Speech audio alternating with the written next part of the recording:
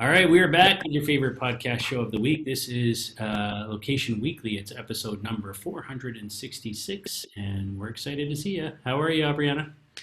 I'm good. It's crazy day. I think you're having a crazy day as well. Yeah, Sometimes you think that just because we're staying at home and working from home, things slow down, and it's not always true, is it? they don't. They never slow down, it seems. Anyhow, yeah, no, it's been the only nice thing is it's been incredibly beautiful weather up here. So for the Celsius people, it's 31 degrees and sunshine today up here, which is like 90 something, and it's nice. It's really nice. So, which is yeah, not normally this warm in May, but anyhow, we'll take it. Yeah, of course. We've had like off and on really hot weather. Obviously, lots of humidity, some thunderstorms here and there, but it's okay. I don't mind, especially if we can get to like any water. We found this weekend, we had Memorial Day, and so we actually got out as a family and found like this. It was almost like an island at the lake. Like nobody was there. We just sat there. The girls, splashed around in the water, and it was awesome. So Amazing. trying to just find those moments to breathe. Yeah. Cool. Well, we got a good show for you. Three industry news stories and a guest on our Members at Home series. So I'll let Aubriana kick it off, as per usual. Yeah. So there's a new partnership that's pretty interesting, and this is Ground Truth and Yext. So what's interesting here is that, they created this partnership to create customized location-based mobile advertising campaigns for marketers who use the Yext platform. And so when I was first reading the story, I was thinking of like Yelp and not Yext, which would have made this totally different situation. But what's interesting is that like with the Yext, it's more about managing places and managing your businesses and multi-locations. And so obviously this makes a lot of sense to have this type of a partnership. So what customers will be able to do is they'll be able to like manage all of their listings within the Yext platform and then utilize Ground Truths. They have a mapping technology that they call blueprints. Hmm. And so they can identify target customers, they can create these tailored ads and offerings, and then they can actually go into Ground Truth has like a managed platform where you can place your ads.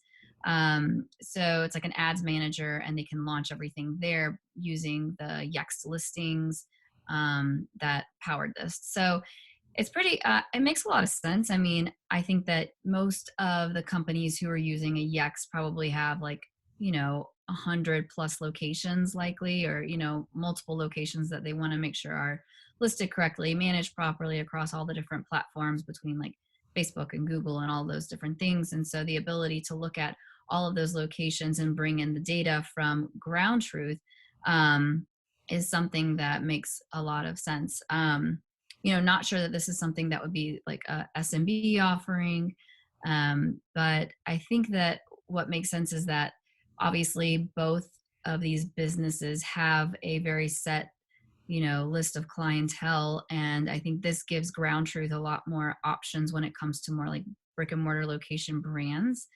And so it's giving them some extended reach, and I think that it gives Yext probably a little bit more, uh, a little bit more of an edge maybe over some of the Yext competitors now that they offer this as well, and it's easy to sort of simulate those locations and the traffic that's going there and create those audiences for their businesses to go and managed by somebody who's had a good bit of tenure in the business. So yeah.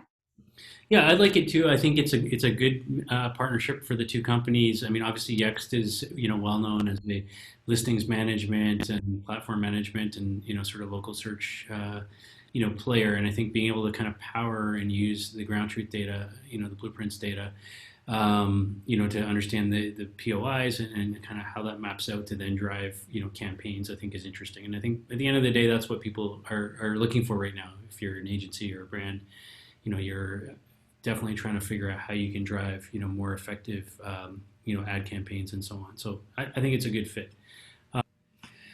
Alrighty, on to our second story now. This is a kind of interesting one. One of our LBMA member companies, Reveal Mobile, a company that we see at all of our conferences and things like that over the years. Interesting, location data attribution company and just data analytics company. They, I think we talked about them recently. They had closed some new funding, and now I guess because they can and they have the funding, they've opened up their Visit Local platform and created a free version of that. So they're basically saying, look, in these kind of hard times, COVID times, businesses need to kind of find ways to get an edge and power their marketing campaigns to bring customers back.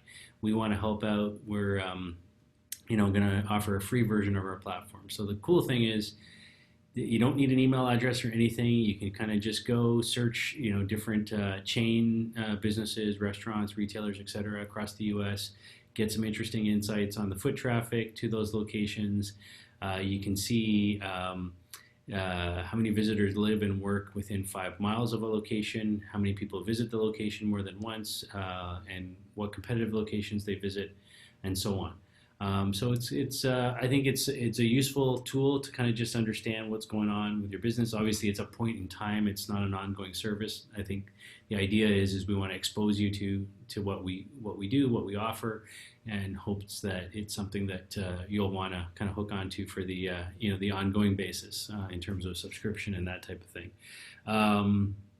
Yeah, so and they even have a feature where you can create two custom audiences, essentially advertisers for any of the locations. You can download those and then you can use them for ad targeting campaigns to kind of test it out. So there you go. What are your thoughts? Yeah, I mean, like you mentioned, right? There's not a lot of media activation going on. I mean, I've seen stats that have been from like Ad Age and different things, different publications that have said, maybe 75% of marketers and advertisers have, paused on all of their media activation campaigns at this point in time. And so as, you know, I think it's a tough time to launch any type of an ad tech product whatsoever. Location's also tricky because most people aren't going places. But I think that this is a good opportunity to kind of just get people testing it out. A lot of companies are testing things right now. They're looking at like, what can we be ready to do when things go back to normal, or some sense of normal. And so just getting their foot in the door with kind of a premium type of a plan, or free with the option to continue later, is a smart play for sure. I think that I mean, I don't know if that gets people to bite. I have no idea, but I like the idea that we can try and help out the marketing and advertising industry right now while things are, really slowed down. So I think it's a smart play. There's not really many options. It's not like there's a better thing to do, right? Yeah. Yeah, no, I like it. I think it's a good move by them, and I think it's a great way to kind of, it's good marketing for them, right? It gets good exposure for their platform and some insight into what it can do, which is kind of cool. So there you go. All right, so that's our first two industry news stories for this week. As we've been doing every week during this COVID time, we have a special series we call Members at Home, where we've been doing guest interviews with different member companies from isolation all over the world. This week, I had a chance to sit down with Mike Peters. He's the managing director of a company called Optimizers in the Nordic region. He's also the head of the LBMA's chapter in Sweden, in Stockholm.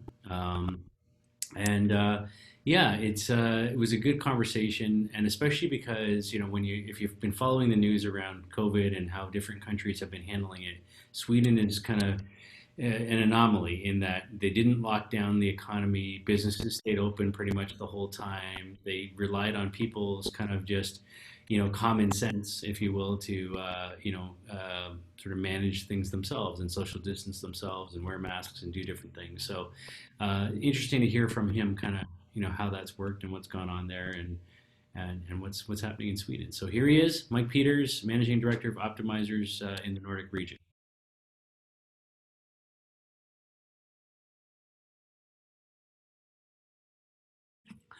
All right, I'm very excited this week because we have a longtime friend, member of the LBMA. His name is Mike Peters. He's the managing director of a company called Optimizers for the Nordic region. And he is based in Sweden. And so, Mike, first of all, welcome. Good to see you. Yeah, thank you very much, Asif. Great catching up. Yeah. So, you've been a big friend of the LB May for a long time, helping us launch the chapter in Stockholm and running a number of events over the years there. I just first wanted to get a level set. Who is Optimizers? What is it you guys do, and how it relates to location and all of that? Yeah, Optimizers some years ago has developed a great sales app. It's called App for Sales, as you can see behind me, App for Sales. And that's a great sales app with a digital catalog for outdoor sales reps and for agents who represent brands. So they go visit stores and fairs and exhibitions, and they bring with them our app and can offline show all the items and also offline register orders. And we make sure that these orders are ending up in the business system.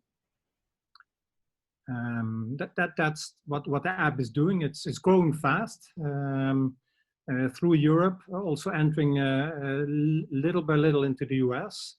So we'll see how that will be going, but that's a challenging market. But App for Sales, it's already mature and great sales rep app. And one variation we made on it, and that is a portal for sales, with a customer portal. So once you have educated your stores to purchase from you through a digital catalog, we're providing it online as well to these stores, so they can go in themselves and do ordering in these catalogs. Very cool. Yeah, it's certainly, you guys have been at it for a long time, and so it's definitely a mature product, and good to hear about the continued success on that. So the one thing that's really fascinating to me that I wanted to kind of get into this morning is that as we looked across the world and we see sort of the impact COVID is having on countries, economies, and people. Consistently, I continue to read that Sweden is a market that has sort of from the very beginning decided to take a very different approach. Didn't go into mass lockdown, didn't really go into all this quarantining that we've all done here in Canada and in other markets. You've, for the most part, kept a lot of the economy open the whole time. How has that been for you? I mean, you live there, you're from there. What's it been like seeing that, and give us a little taste of the experience. I'm aware, let's say, as a citizen of Sweden and living in the capital, I'm reading the newspapers, also the international newspapers. There has been a lot of talks about Sweden being different and so forth. But we Swedes, we don't actually think we have been so different, except from the fact that we haven't formally locked down businesses. But the actual result of our government asking our people to keep distance and to not gather has been that restaurants and stores, small stores in the cities, have been suffering very much. So a lot of restaurants have closed down, especially the smaller ones with less capital, so that the government has to come in and support them in one or the other way. But for many, it has come too late already. So the actual effect, what we see on the street in the city of Stockholm, is that many shops and many smaller stores have closed down as a result of this. So as a citizen, I can just confirm that we are in a kind of a lockdown scenario anyway, but it has not been as strict as in other countries in Europe, that for sure. And that is of course something which we're very happy for, because we're allowed to leave our apartments, we're allowed to go to our job in case it's necessary. We're allowed to to walk in the street and meet, but we need to respect the distance. And the fun thing is that you know, the Swedes, when you have been here in Stockholm, maybe you noticed it as well. People don't shake really hands. Well, you shake hands when you have let's say a not so social relationship, but you hug, right? So all the hugging has disappeared, and that's of course is not so nice for people, and that's a habit which we are having difficulties with to leave. And then we have the 2 meters distance, which we need to respect. And that is what you see on the street, that people are really walking away from each other, trying to avoid to come too close. Yeah. And many people, they seem to be doing kind of yoga exercises all the time by keeping the mouth shut and just breathing to the nose. But I guess that's universal. That's not Stockholm specific. Yeah, no, it's very interesting, and you know, obviously when you look at some of the numbers that are being published out there by, you know, the different media outlets and so on, it's certainly you see, you know, comments at least that you know, the Swedish approach has maybe looks attractive for outsiders, but you know, the death rate per capita seems to be a little bit higher. You know, and so on. I don't know if, you know, I'm not there. I don't know if that's the truth or not, but you know, yeah, it's certainly been interesting. Yeah, no, you're right in that sense. And well, the real numbers we have to see how it will end up in a couple of months.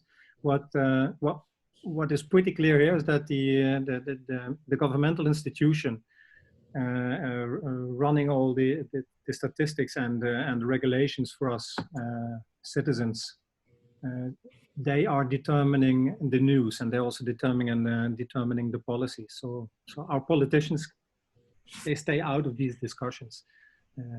That's something we appreciate.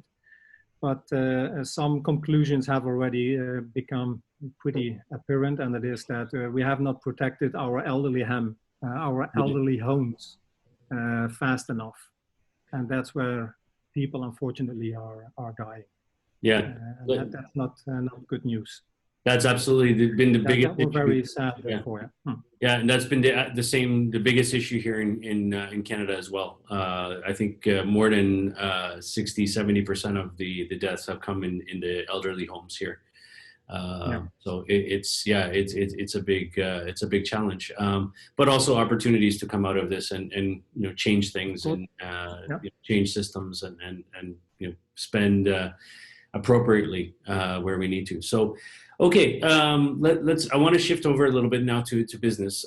So you know, what has been the impact for you guys? I mean, on the business for optimizers itself, you know, that COVID has created, both in terms of, you know, just you know, the demand for product services, you know, that you've seen. Has it, you know, declined, increased, stayed the same? And also, like, in terms of how you work with, you know, a lot of people, you know, sort of choosing to work from home or being asked to work from home. You know, are there any changes in the way you go about doing your job, from you know, using technology in a different way, or just communicating in different ways, and so on?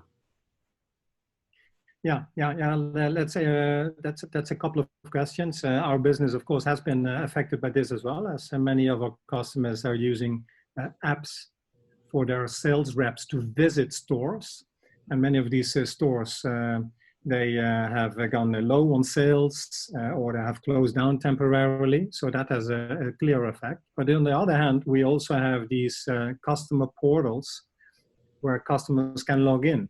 So we are doing less on the app side, and we're doing much more on the B2B web shop side. So that is a neutralizing effect across the industries, or the different verticals. We're having customers in for example, the tourist industry, who are selling products to tourist stores and to restaurants and to museums, and so forth. So the sales of these companies have gone down dramatically. On the other hand, the food business, they're also using our app. They have been increasing because the supermarket sales have been booming. The toys wholesalers have been doing well. The outdoor fashion and sport gears wholesalers have been doing well. So for us, business-wise, it's more one thing is balancing out the other, you know. But definitely much more business-to-business web shops rather than the traditional app where you go and visit a customer for a face-to-face meeting. Mm-hmm. And so do you think? But on the other hand, yeah. Go ahead. No, I was going to say, so when you say definitely more web shops, I mean, we see that globally. When you think about sort of just projecting forward a few months, you know, kind of post-COVID, let's say, do you think it will return to the same levels in terms of physical storefronts, or do you think the web shops will continue to drive most of the revenue? Yeah, our perspective is that we believe that the web shop and and particularly the B2B web shop part, where we're focusing upon, is going to kick off. Well, you know, it was all initiated among other cities in the world in Stockholm many years ago in the dot-com boom, the end of the 90s, beginning of early 2000, where e-commerce was invented. A lot of inventions, so a lot of companies here in Stockholm have been working with that, but it never really took off. It has been taking nearly 20 years now. So we definitely believe that this is the occasion where it will happen. And even the traditional purchasers and traditional customers we have, like the wholesalers of brands or wholesalers who do imports and exports, they are fully aware now that demand can diminish in a week.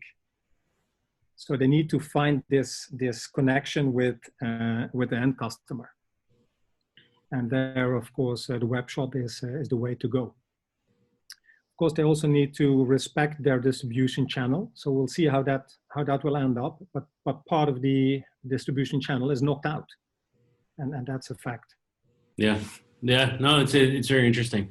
Last question for you. So, in all your time so far, you know, during this COVID time period, what's the coolest thing you've seen locally in the Swedish market in terms of any business that's just done something really interesting to help people, help the citizens, you know, offer new kinds of business model, you know, things like that. Just something interesting that, you know, not an optimizer's thing, but just, you know, something you've seen the coolest things. But again, I don't know if they're universal. You can better judge that, Asi. But the coolest thing is that the ones who have been hit the hardest, and that's the restaurants, they have been going digital as well. They have been going digital and offering. I mean, we can order home food now from the nicest restaurants in town where you normally wouldn't even be able to book a table. So that's a beautiful thing, and it keeps them alive, and they still charge list prices. Sometimes they give a discount, but they bring out the food to the people, and that is really something I think is a big advantage. So they are thinking in a different way on how to deliver their food experience to us, people who like to eat.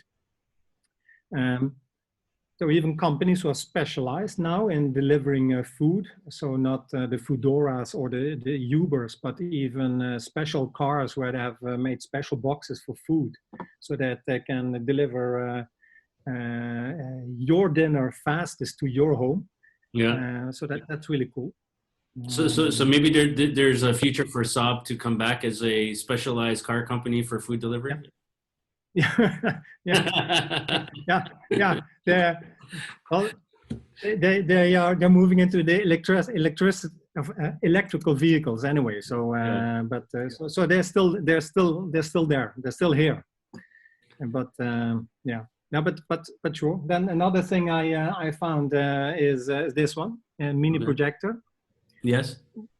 They were for sale already quite a while ago, but this is something I'm using myself to keep distance. So instead of sitting face to face, I'm now with this mini projector, which is mobile, which fits into my small carriage bag. I bring this to customers, and I tell them I'll keep my 2 meters distance, but let me project. It's a cool thing. Yeah. Amazing. Pixo. Pixel. Yeah. And high qualities. This is not a cheap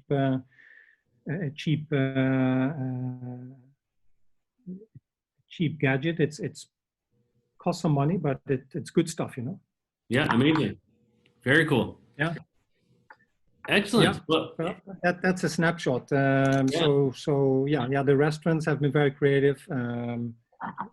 Things like this are very cool, and of course, Zoom and Teams have been exploding, which Yes. also for our customers has been good, because our customers need for this app a face-to-face meeting, so they can either use this, or they can nowadays use Zoom to just present the product catalogs to their potential customers. So they do not necessarily need that personal visit anymore, which means that the way to sell is going to change as well for them. So they will do much more in-house sales, sitting on the phone, but doing online presentations of the product catalog via an app and not a store. Yeah. Yeah, no, I mean, many changes, and the good thing is a lot of the things I'm hearing you say are things that we're hearing all over the world. So at least there's consistency in that, and we're finding things that are ubiquitous in that sense, that can be used by everybody on a global thing. Because at the end of the day, it's a global economy that we all work in. It's not so local as we would like to think all the time. Yeah. So anyhow, I really appreciate you taking a few minutes out of your day. Again, for our audience, we've been chatting with Mike Peters. He's the managing director for the Nordic region of Optimizers, and also heads up the LBMA's activities in the region. So thank you so much, Mike. Really great to see you again. Stay very safe and healthy and well to you and your family. We hope you stay well. Thank you so much. Yeah, nice catching up. Thank you, Asif. Thanks, Mike. We really appreciate you taking some time and bringing some insight from that part of the world. Always interesting to kind of hear what's going on all over the different parts of the LBMA ecosystem. So thank you. All right, on to our third story. All right, so we're going to head over to Facebook/Instagram, and they are launching their shops product or platform in the US. And basically what Facebook Shops is it's a single online store. So you can, as a business, you can put your store online and kind of streamline things through both Facebook and Instagram. So it's free to set up for businesses. They can, put they can say like what they want to feature from their catalog. They can customize the look and feel of it. And what this is going to make available is where consumers will be able to actually contact the business, ask questions through like WhatsApp, Facebook Messenger, and Instagram Direct. So they can ask questions, get support, also find out like when their product's going to be delivered, track their deliveries. And then eventually they plan on making a actual purchase option available through those same channels, which is really cool. So Instagram Shop launched in the US. I think it's going to be launched in the summer, and so that's coming up soon. But they're also testing some loyalty plays, which is really interesting. And I think for me, I always say this, like, Instagram's a great shopping platform. I think that my attention is immediately grabbed by a lot of promoted posts on Instagram, just because it's easy to scroll through the pictures and what's there. And then it's easy to save and go back to if it's something you're interested in at another point in time. So I think that this makes a lot of sense.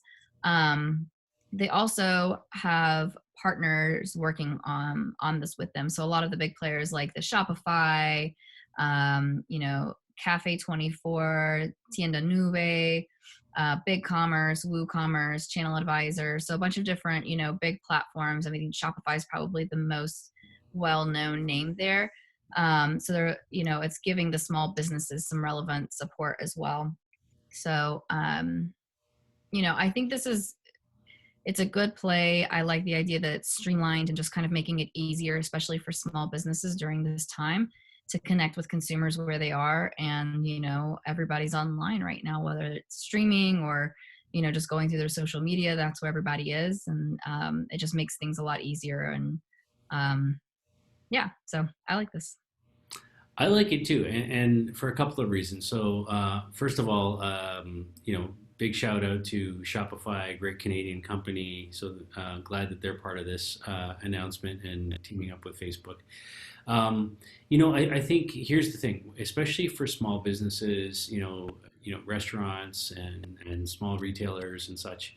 Many of them, what I've heard, just anecdotally and from people I've been talking to, like right here at home in Toronto, is a lot of them, didn't have e-commerce websites. They only had their bricks and mortar store. And so, when COVID hit, it kind of caught them off guard. They didn't have a plan for this. They didn't, know what they were going to do in terms of finding a way to sort of shift their business online and continue to operate. And so here in the city of Toronto, for example, the city actually launched a program in partnership with Shopify where it's called Shop Here. And basically they created a sort of turnkey service where they would, if you're a small business, you could just go to them and they would set you up with your own digital storefront and, the tools that you needed to do that. They got students from universities to kind of build the online stores for you and all kinds of stuff. So really cool that, first of all, the city is doing that. But on a bigger scale, I love that Facebook is, really trying to help small businesses out here with this program. And I think now is the perfect time to launch something like this. Obviously, there's a lot of businesses in need across the US and across the globe right now. And so I think it makes a ton of sense. I also, here at home in Canada, Facebook announced, I don't know if it was this morning or yesterday, I can't remember. The stories are all blending together for me right now. I think it was this morning.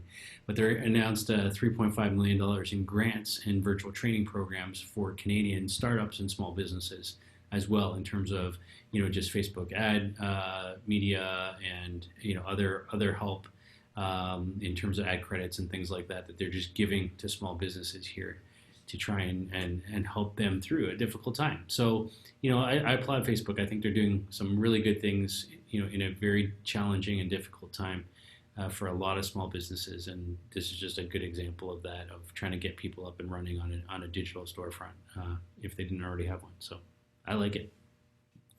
Yeah, for sure. Yeah, so that's our show for this week. 3 industry news stories in there and a great guest in Mike Peters. You've been listening to episode number 466 of Location Weekly. We thank you, as always, for tuning in each week. Please reach out to us if you have story ideas, if you have guests that we should be interviewing, anywhere in the world. We have a global network, so it's fairly easy to get, somebody in our network to interview somebody else. In whatever time zone. So that's the cool thing. And please, give us feedback, star ratings, whatever you're consuming this on. We appreciate that stuff as well. So thank you, everybody. Have a great week. We really appreciate it. And we'll see you next week. Bye. Bye.